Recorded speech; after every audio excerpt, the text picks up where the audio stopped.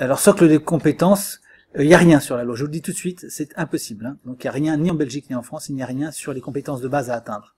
Donc ça, c'est faux. Ils peuvent toujours l'afficher, hein, parce que ça, c'est ce que font tous les gouvernements. Nos chers gouvernements qui sont bourrés de sectes, hein, ça vous le savez, ils peuvent marquer tout ce qu'ils veulent ici. C'est totalement opposé aux droits de l'homme. On ne peut pas exiger d'un enfant qu'il ait atteint tel ou tel niveau. Vous voyez, donc ça, c'est de la foutaise. C'est de la foutaise. Alors, on va regarder. Hein. Ça, c'est le socle commun. Socle commun, s'il veut bien s'ouvrir.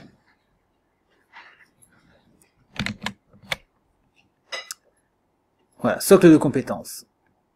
Ça va être très généraliste, hein, on ne peut pas donner des éléments précis. Ça, ce sont des choses pour les, si vous voulez, pour les profs en fait. C'est pour leur donner une idée. Vous devez quand même, l'enfant doit quand même avoir l'orthographe à tel âge, etc. Bon, donc vous regardez. Tout ça, c'est blablabla, il n'y a rien de précis. Qu'est-ce que l'enfant doit savoir? Travailler sa propre langue française. C'est très vague, tout ça. Donc, où est-ce qu'il y a des faits précis? Saisir l'information. Voilà. Alors, saisir l'information. Avoir une connaissance satisfaisante de la langue française. Qu'est-ce que ça veut dire? C'est quoi satisfaisant? Est-ce qu'un jeune immigré qui arrive et qui parle l'arabe mélangé de français ou inversement, on estime qu'il y a une connaissance satisfaisante de la langue française? L'école répond oui. Bon, bah d'accord, mais c'est pas quantifiable. Utiliser d'autres codes, d'autres langages, langage de l'image graphique, bon d'accord. Transposer en langue française des signes d'autres langages, par exemple le langage mathématique. Bon, faut savoir écrire 1, faut l'écrire UN. Voilà, bon, ça je pense que votre enfant va y arriver.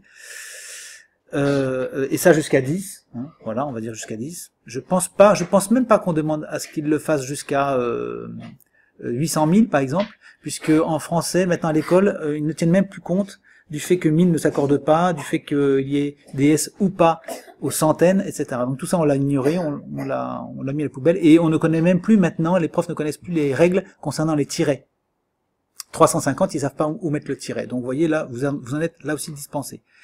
Traiter l'information, bon, relire, pratiquer le retour en arrière, vous voyez, c'est un joli pléonasme en plus qu'on nous colle dans un texte qui se veut légal.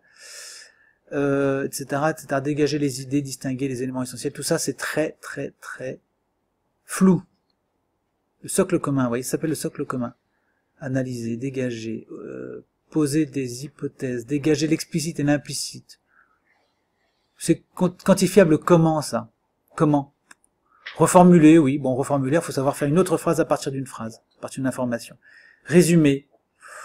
Oui, c'est très variable, il y a des tas d'enfants en terminale qui n'arrivent pas à faire des restitutions correctes de textes qu'on leur donne. Pourtant, ils l'ont, le bac.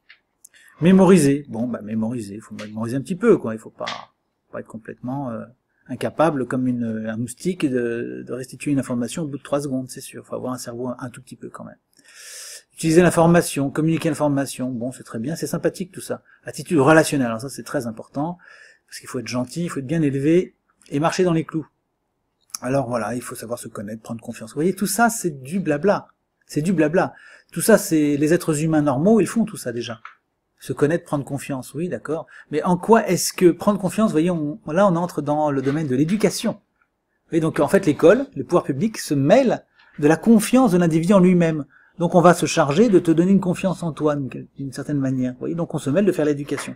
Donc c'est évidemment une atteinte au droit fondamental de la personne, puisqu'on entre dans son intégrité, là, dans sa conscience. Tout ça, c'est une atteinte aux textes fondamentaux. Hein. C'est en violation des textes fondamentaux. Connaître les autres, accepter les différences, c'est un ordre, on doit accepter les différences. Et si je les veux pas, moi, les différences, si je les accepte pas, je serai un mauvais élève. Vous voyez, là aussi, on est dans l'ingérence. Ça contrevient aux droits de l'homme, ça aussi. On peut parfaitement refuser les différences. Moi, je refuse la différence. Je veux pas. Je veux pas. Voilà. J'accepte pas parce que c'est mon opinion, c'est mon droit. Mais qu'est-ce qui va se passer alors? Je serai un mauvais élève. Il faut savoir écouter, il faut savoir dialoguer, il faut savoir travailler en équipe, il faut laisser s'exprimer. Tout ça, c'est aberrant, et ça n'est pas quantifiable non plus. Qu'est-ce que ça veut dire l'écoute? Jusqu'à quel point? Il faut savoir écouter pendant 8 heures Jean-Luc Mélenchon faisant une tribune politique, par exemple. Il faut savoir quoi. C'est quoi? Ça veut dire quoi écouter? Combien de temps? Qui? Quoi? Oui, c'est très... Dialoguer, ça veut dire quoi? Combien de temps? Sur quelle base? Accepter ce que dit l'autre. Si l'autre défend, par exemple, l'avortement ou l'avortement postnatal, puisque c'est la mode, maintenant on va tuer les bébés qui sont nés. On est en train de discuter de ça au plus haut niveau. Donc si on refuse de dialoguer avec des gens qui sont d'accord avec la mort du bébé, on n'est pas dans les clous, c'est ça, on n'est pas un bon citoyen. Bon, ensuite, compétences disciplinaires, initiation à la compétence, certification de la compétence. On se demande sur quoi ils vont en certifier. Alors, ici, il va y avoir un tableau peut-être. Voilà, un tableau. Alors là, voilà des indications qui sont plus ou moins, qui semblent précises. Mais vous allez voir qu'il n'y a rien de précis là-dedans. Rien de précis. Anticiper le contenu d'un document, ça veut rien dire. C'est même pas français d'ailleurs. Choisir un document en fonction du projet. Choisir un document, alors ça c'est une compétence extraordinairement développée, effectivement. Récupérer les informations relatives aux différences d'un livre. C'est tellement brouillon, vous voyez, je le prends en sens inverse. Saisir l'intention dominante de l'auteur. Ah, bon, ça devient un peu plus sérieux. Alors, que veut dire l'auteur? Bon, ça peut être intéressant quand même. En considérant la globalité d'un texte court et simple, où l'intention apparaît nettement. Ah bah oui, parce que sinon, si c'est un texte un peu compliqué, vous voyez, c'est pas les mémoires de Chateaubriand, hein. Il vaut mieux commencer à travailler sur Pif Gadget ou sur un truc facile. Parce que si c'est un texte un petit peu évolué, ah bah là, non, on n'est pas obligé quand même de comprendre ce qu'il raconte. C'est un texte court et simple.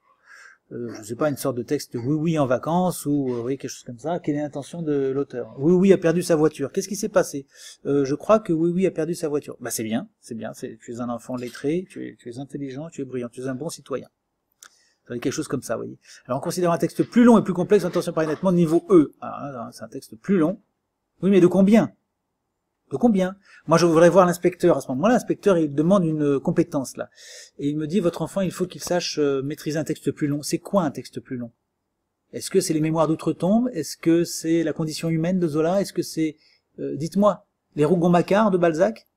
Qu'est-ce que c'est? C'est quoi un texte plus long? Vous voyez, c'est pas du tout quantifié. Donc tout ça, c'est complètement fantasmagorique. On n'est absolument pas dans le sérieux. Tout ça, c'est de la déclaration d'intention. Il faut que l'enfant soit capable de faire quelque chose avec un texte plus long, plus complexe aussi. Qu'est-ce que ça veut dire? Plus complexe, mon Dieu, qu'est-ce que ça veut dire? Est-ce que c'est du Heidegger? Là, ça va être très complexe. Très complexe. Est-ce que c'est un mode d'emploi d'une machine à laver? Là, ça va pas être complexe, ça va être compliqué. Bon, alors, adapter sa stratégie de lecture en fonction du projet, du document. Adapter sa stratégie de lecture. Pauvre gosse. Déjà, la stratégie, c'est tout un art. Stratégie de lecture, ça devient très compliqué. Alors du coup, on ne sait même plus ce qui est demandé. Moi, je ne sais pas ce que ça veut dire, adapter sa stratégie de lecture, je ne sais pas ce que ça veut dire. Franchement, je m'occupe de milliers d'enfants, mais je ne sais pas ce que ça veut dire, ça. Je sais pas, je ne serais pas capable. Donc là, je serais nul. Oui. Bon, très bien. Adopter une vitesse de lecture favorisant le traitement de l'information. Oh, il ne faut pas lire trop vite, parce que sinon, on ne va pas pouvoir traiter l'information.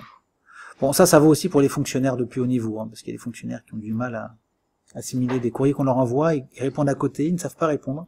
Souvent, ils ne répondent même pas, d'ailleurs, parce qu'ils ont du mal avec l'information qu'on leur envoie. Peut-être que ce serait pas mal de leur proposer ce test. Voilà, bon, je ne vais pas trop m'attarder, vous voyez, mais dans le socle de compétences, c'est à la fois vague, à la fois global, et ça s'ingère dans la conscience de l'individu, on s'ingère dans la conscience de l'individu, c'est pas quantifiable, donc ça a tout du totalitaire, si vous voulez, parce que quand on s'ingère dans la conscience de l'individu, mais sans que ce soit précisé, eh bien c'est la porte ouverte à tout et n'importe quoi. Il n'y a pas de limite claire, donc c'est pas un document scientifique, c'est un document technocratique, qui d'une part n'a aucune valeur de loi, parce que ça vaut rien du tout, c'est pas déposé dans la loi, hein. Tout ça ce sont des textes qui sont émis par le ministère, le socle de compétences, c'est très vague, ça n'est pas dans la loi, ça n'est pas exigible non plus, puisqu'on a vu qu'il n'y avait pas de limite claire. Donc s'il n'y a pas de limite claire, il n'y a pas d'exigence possible. Hein, on peut pas. Ou alors on est dans la dictature franche et ouverte, quoi. Parce que dans ce cas-là, un contrôleur débarque chez vous, il estime que votre enfant n'est pas tolérant vis-à-vis de certaines idées, vous voyez, il dialogue pas avec les idées que l'inspecteur va lui amener. Donc l'inspecteur très librement pourra dire, bah cet enfant, non, c'est pas un bon citoyen. Alors là, c'est carrément une démarche totalitaire. Oui. Donc ça n'est pas légal, ça ne vaut rien. Vous pouvez l'oublier. Socle de compétences, vous pouvez l'oublier. Vous voyez, on voit qu'on n'est pas sur des choses précises. Mais c'est ce que j'explique sur le site. Il n'est pas possible d'avoir des marqueurs précis vis-à-vis d'un apprentissage de l'enfant. Ça n'est pas possible. Vous ne pouvez pas exiger qu'à l'âge de 10 ans, l'enfant connaisse un certain nombre de données précises. D'abord parce qu'il peut les savoir et les avoir oubliées 3 heures après. Je sais pas, par exemple, supposons qu'ils doivent connaître tous les fleuves du monde. Bon. Alors déjà, c'est très vague, parce que dans certains pays, on appelle fleuve ce qui est une rivière, et rivière ce qui est ce qu'on appelle un fleuve. Donc on va prendre quoi? Uniquement la communauté européenne. Alors, admettons qu'un enfant soit tenu de connaître tous les fleuves de la communauté européenne à l'âge de 10 ans. Oui, mais le problème, c'est que la communauté européenne, ça bouge tout le temps. Ah bon, bah alors ça va pas aller. Donc on laisse tomber la communauté européenne parce que les inspecteurs peuvent pas refaire toutes leurs fiches chaque année quand même. Ça bouge très très fréquemment, la communauté européenne. Bon, donc, eh ben, on va prendre autre chose. On va prendre seulement la France ou la Belgique. On prend les fleuves belges. Ah oui, à 10 ans, il faut qu'il connaisse ces fleuves belges. Alors déjà, il n'est pas certain que l'enfant connaisse les fleuves belges quand il est dans le circuit public. Et ça, je vais y revenir un instant. Mais en plus, à part les fleuves, qu'on va arriver à apprendre, effectivement, à un enfant, qu'est-ce qu'il faut qu'il sache ou pas? Est-ce qu'il faut qu'il connaisse les lignes de chemin de fer? Est-ce qu'il faut qu'il connaisse les climats? Est-ce qu'il faut qu'il connaisse les différents plateaux géologiques, etc. Si vous voulez, dans ce cas-là, on n'en finit plus. Il faudrait dénombrer tous les savoirs que l'enfant serait censé connaître à l'âge de 10 ans. C'est infernal, et c'est impossible en fait. Donc personne ne s'y risquait, Dieu merci. Le jour où on fera ça, on sera ouvertement dans un système totalitaire. On y est pratiquement, mais là on sera dans un système totalitaire qui affirmera que l'individu n'est un citoyen qu'à partir du moment où il connaît un certain nombre de choses qui relèvent de l'ordre technique. Comme jusqu'ici on a toujours affirmé si vous voulez, la prééminence d'une conscience humaine sur des savoirs matériels, ce serait un chamboulement complet. On dirait que l'homme n'est plus un homme en ayant en ayant une conscience, mais en ayant un certain nombre de savoirs matériels.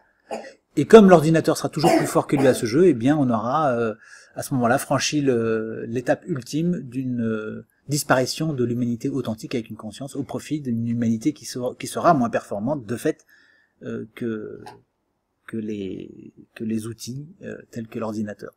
Alors je reviens sur cette histoire de connaissances que l'école ne peut pas imposer aux enfants qui font l'école à la maison, puisque à l'école elle-même, vous n'êtes pas sans savoir que les enfants ne savent pratiquement plus rien. Si je demande les fleuves français aux petits français, ils sont incapables de me les sortir, ça je vous le garantis.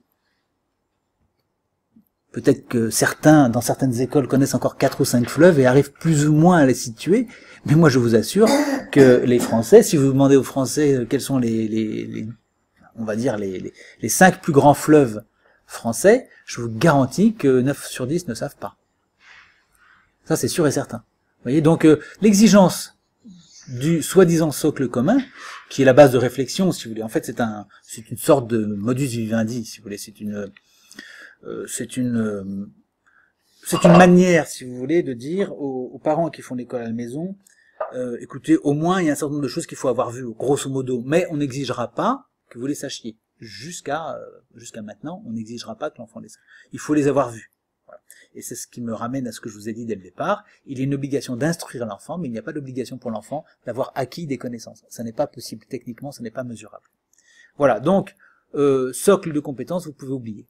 Ça n'a pas d'intérêt pour nous sur le plan légal. Il n'est pas envisageable que ça ait une quelconque importance pour nous.